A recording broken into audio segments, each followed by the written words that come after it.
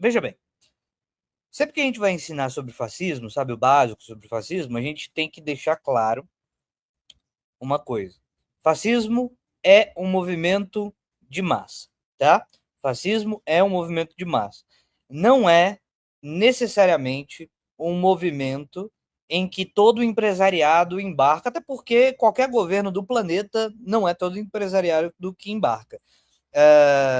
Você viu que teve uma discussão ali a respeito de que a ExxonMobil colocou uma coisa, uma dificuldade, veja, não foi nem contra, colocou uma dificuldade. Assim, olha, gente, para a gente ir lá investir, a gente tem que alterar as leis, senão não parece ser tão interessante. Aí você vê o Trump reagindo a isso e dizendo especificamente que vou punir a ExxonMobil. Então, se a ExxonMobil não quer vir, fez essa frase infeliz aí, ela que se lasque, não é isso? Sacaram? Entenderam o raciocínio? Sempre que eu vou ensinar o básico de fascismo, eu digo assim para as pessoas: olha só, fascismo italiano, tá? No início, os fascistas eles eram jovens, normalmente jovens de classe média, muitos jovens de classe média, e alguns jovens empobrecidos, mas muitos jovens, muita juventude, que a primeira tarefa do fascismo era dar porrada em comunista, em sindicalista, em anarquista. O primeiro papo era isso. Eu sempre conto fazendo essa encenação. Eu conto assim. Imagina que tu é empresário, tu é dono de indústria. E aí tá acontecendo uma greve. Tem um monte de sindicalista safado fazendo uma greve na frente da tua empresa, da tua indústria, e ela tá sem produzir. Cada dia que você fica sem produzir, tu perde 10 mil conto. Cada dia que tu fica sem produzir. Tu tá puto pra caralho com aqueles sindicalistas safados. E tu tá olhando da janela o piquete na frente da fábrica. Da janela da. Porque tem um prédio assim. Isso é retórico, tá, gente? Tu tá na frente ali daquele prédio top, com o teto cheio de móvel de Magnum, sabe? É Magnum o nome da madeira, certo? Você olhando pela janela, aquele bando de sindicalistas safado fazendo piquete. E você tá pensando, cara, como é que eu vou dar conta desses filha da puta? Eu vou ter que conversar com alguma liderança dessa. É Mogno, não é Magno, é Mogno, obrigado. É móvel de Mogno. Aí, aí você assim, como é que eu vou dar uma lição nesses filha da puta? Eu já sei. Eu vou pegar a liderança desses caras e vou enfiar dinheiro nesse cara para ele ficar de boa.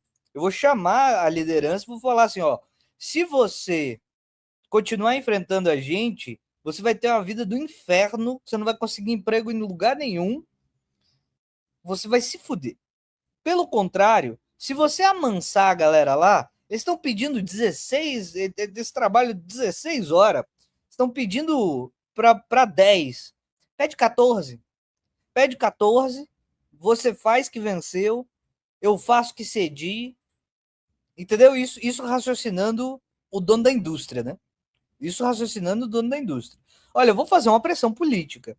Se você fizer isso, você finge que ganhou alguma coisa, vocês estão pedindo trabalho, vocês querem trabalhar 10 horas. Pede 12. Eu te dou uma casa. Eu te dou uma casa na praia. Pede 12, não pede 10, 8, não, pede 12. Você sai como se tivesse ganho. Eu te dou uma casa na praia e todo mundo fica feliz. E o cara tá raciocinando e olhando aquele piquete lá fora, e o cara gritando, não sei o quê. Do nada, o cara fazendo esse raciocínio, calculando quanto que ele ganharia fazendo a diminuição. Do nada, passam os caras assim e senta a porrada nos sindicalistas e manda todo mundo voltar para trabalhar. Desce o cacete, soco inglês, pedaço de pau, desce o cacete nos caras, ameaça, e aí no dia seguinte, metade dos trabalhadores que estavam em greve voltaram a trabalhar. Porque eles estavam debaixo de porrada. O empresário, o dono da indústria, olha para isso e fala assim: que porra foi essa que acabou de acontecer? Entendeu?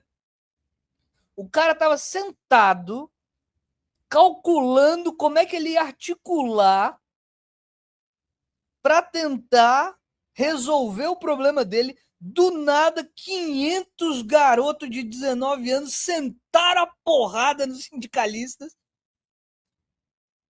Aí ele olha para aquilo e fala assim: caralho, quem é essa galera?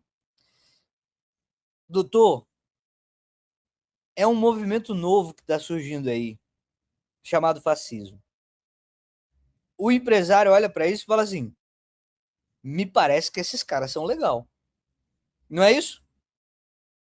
Eu tava aqui quieto, articulando como politicamente eu ia pôr uma pressão em cima da liderança do sindicato. De repente, nada disso é necessário. De repente, trocaram porrada com os caras lá, os caras voltaram a trabalhar metade, esvaziou o movimento. Percebe? Isso que eu tô contando para vocês é retórico. É retórico, é a construção retórica que eu faço para deixar claro do que se trata o início do movimento fascista. Certo? O início do movimento fascista, o cara olha para isso e fala assim: caralho, esse tal de fascismo parece interessante, diz o cara. Certo?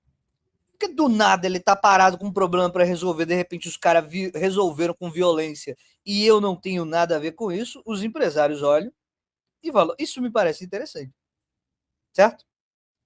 Pois bem, esse empresário hipotético que eu tô falando, ele começa a se simpatizar com o movimento. Ele é do norte da Itália, ele é empresário, ele é dono de indústria, ele é do norte da Itália. E aí ele tem uma ideia.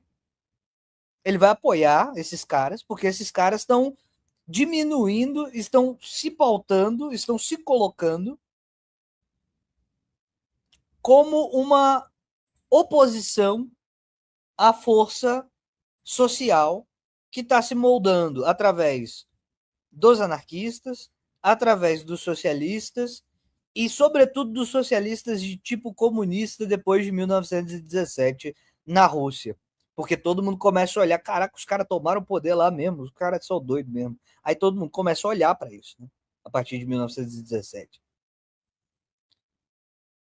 Então veja, o cara enxerga isso acontecendo e ele pensa, vou apoiar esses caras politicamente. Começa a apoiar os caras politicamente. Os caras chegam no poder com o apoio de parcela do empresariado, como esse hipotético aqui que eu estou inventando. Pois bem, aí esse cara, ele tem suas indústrias de sapato no norte da Itália, e ele pensa o seguinte: beleza, cresci o suficiente, os fascistas protegeram o meu negócio, ótimo. Agora eu vou montar uma filial na Espanha, em Barcelona. Eu quero montar uma filial em Barcelona. E ele começa a mover os pauzinhos para montar a filial dele e crescer para Barcelona. Ele apoiou, sem o apoio dele, os fascistas não chegavam no poder. Ele colocou dinheiro nos caras, sabe? Beleza. Aí ele quer aumentar a empresa dele, colocar uma filial da empresa de sapato dele em Barcelona. Vem os fascistas e falam o seguinte: olha só, a gente tem um projeto econômico e uma questão política. Não te interessa muito o que é. Mas a gente não quer que você expanda para a Espanha. Esse empresário, esse industrial, ele olha essa situação e fala assim: que vocês só chegaram no poder porque eu financiei. Eu vou fazer o que eu quiser. Os fascistas olham para isso e falam assim: não, tudo bem. Seguinte. Eu sugiro que você não faça. Se você fizer, o senhor tem uma esposa, não tem? Tem. E daí? Pois é, a sua esposa tem duas pernas, não tem? Tem. Ela usa essas pernas para andar, não usa? Usa. Então, você não quer que continue assim? Bom, Com isso, eu exemplifico para a consciência da pessoa o que é fascismo, certo? O fascismo ele é baseado na violência. Ele traz uma lógica mafiosa para dentro da política institucional. Se você apoiou o fascismo, massa, eles vão agradecer. Mas no momento que tu pisar uma vírgula fora do tom, eles vão para cima de você com violência. Certo? Nesse caso, no início do século XX, a violência era tal qual eu estou descrevendo. Era violência física, era ameaça de morte, era morte no caso de eventualmente você teimar demais. Certo? Isso começava contra os sindicatos e isso se voltava contra a sociedade inteira. A famosa sketchzinha do eu não era comunista e aí eles vieram perseguir os comunistas e eu fiquei tudo bem. Eu não era homossexual, eles vieram perseguir os homossexuais e eu fiquei tudo bem. Né? Achei que estava tudo bem. Eles vieram perseguir os sindicalistas. Eu não era sindicalista e eu achei que ia ficar tudo bem. Para mim estava tudo certo. E aí eles vieram me perseguir. Eu olhei para os lados e percebi que não tinha ninguém para me defender, certo? Essa expressão é uma expressão de como funciona isso, certo? É uma expressão explícita de como é que funciona isso. A ideia de unidade nacional criada pelo fascismo é uma unidade nacional ao redor da bandeira de uma posição específica, normalmente vinculada a um grande líder. Né? Enquanto você se opõe ao grande líder, você vira inimigo e pode ser morto. E o próprio grande líder está sob ameaça o tempo inteiro, porque pode ser que ele seja derrubado. Eu acho que Full Metal Alchemist trata muito bem a história de como é que essas coisas funcionam. O cara é derrubado, morto por uma equipe interna, né? A ideia de plotar uma morte da equipe por uma equipe interna, e aí quando chega no poder, ainda chega no poder dizendo, mataram o nosso líder! Aí eu sou o sucessor. Você que foi lá e executou o cara, né? Então, assim, Mussolini corria risco de vida, Hitler corria risco de vida o tempo inteiro. Então, é a sistematização da violência. É a sistematização da violência dentro da política. É a sistematização da violência, um elogio ao nacionalismo com um passado idílico construído, e uma construção de unidade que não pode ser rompida. Até quando ela é rompida, ela é rompida com um discurso de que não, calma aí, veja lá, veja bem, não é por aí, etc e tal. Eu vou colocar o WW agora para vocês verem como isso opera. Vocês vão ver claramente como isso opera no Congresso Nacional, tá? No Congresso Nacional. O Trump é fascista, evidentemente ele é fascista. Mas veja bem, hoje em dia, quando a gente diz fascismo, as pessoas entendem como uma ofensa. Isso é muito cansativo, porque parece, claro que tem uma carga pejorativa, é claro que tem uma carga ofensiva quando é dito por alguém que é de esquerda, né? É óbvio, por causa do que foi o fascismo. A gente sabe que isso tem uma carga axiológica, né, de valor. Mas é importante a gente notar que a gente está tentando ser descritivo. É sério, é muito importante notar que a gente está tentando ser descritivo e não apenas ofensivo, embora a axiologia seja inexorável.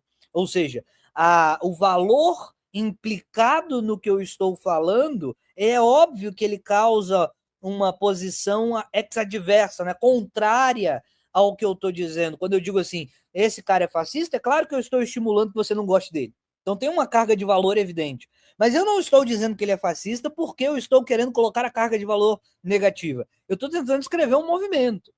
Esse movimento, pelo exemplo que eu dei, o exemplo que eu dei é ficção, vocês entendem? O cara que era industrial e tal, é uma ficção retórica e pedagógica. Eu estou tentando explicar. Esse tipo de coisa acontece o tempo todo dentro do fascismo, vocês entenderam? Esse tipo de coisa. No momento em que você está apoiando, você é maravilhoso, eu te amo, te amo, te amo, te amo. No dia que você pisar uma vírgula fora, tu vira a pior coisa que existe, pior do que os inimigos que a gente está enfrentando. Esse tipo de estrutura mental que eu tentei explicar através de um exemplo, de uma metáfora, de um construto intelectual, ele acontece o tempo todo. E você consegue verificar com muita clareza que se trata de fascismo.